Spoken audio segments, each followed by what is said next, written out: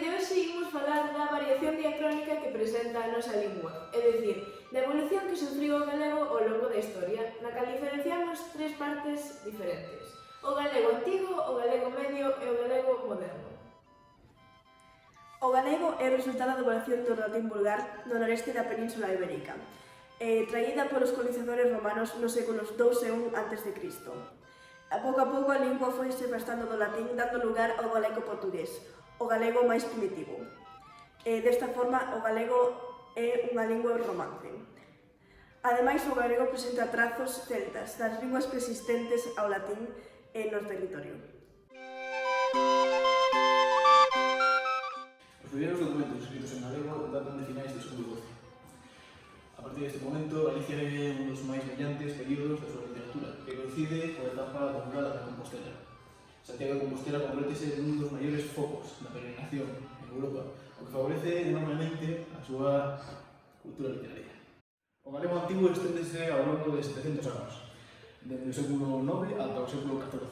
Como dixemos anteriormente, falabase o galego portugués, lingua de prestixio e utilizada na lírica trovadoresca, tanto en Galicia como máis alá das súas fronteiras. En literatura, o galego cultívase na administración e na ciencia, debido á súa posición de lingua normalizada. A partir do século XIV, ambas as linguas, o galego e o portugués, seguen camiños diverxentes, afastándose pouco a pouco.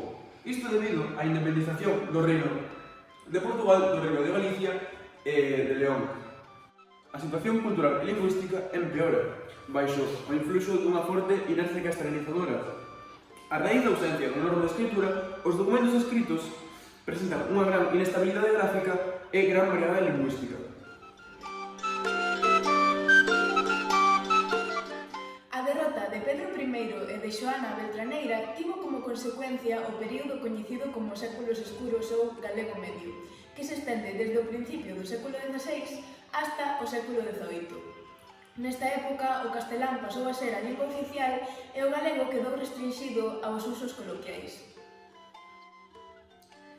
Mentres as demais linguas evolucionaban e comezaban a ter gramáticas propias, o galego deixou de empregarse na escritura e era só utilizado polas clases baixas. Con todo isto, podemos atopar excepcións como o padre Sarmiento e o padre Feixóo. É unha época na que a nosa lingua sofre un proceso de vulgarización e castelanización.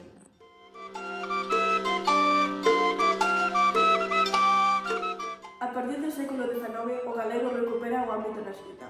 Ademais, comecen a surgir movimentos de recoñecemento da lingua galega. Destaca no ano 1861 os primeiros xogos florais, un certame poético a partir dos cales se creou a primeira antoloxía da poesía galega moderna. O libro de Rosalía de Castro, Cantares Gallegos, de 1863, o primeiro libro escrito inteiramente en galego, marca o comezo do rexurdimento pleno das nosas letras. Nesta época ocorren grandes acontecementos para a nosa lingua, como a aparición de gramáticas e diccionarios. A partir de entón, o galego sofre unha serie de modificacións para procurar a industrialización en todo o territorio galego. Esta etapa esténdese ata a actualidade.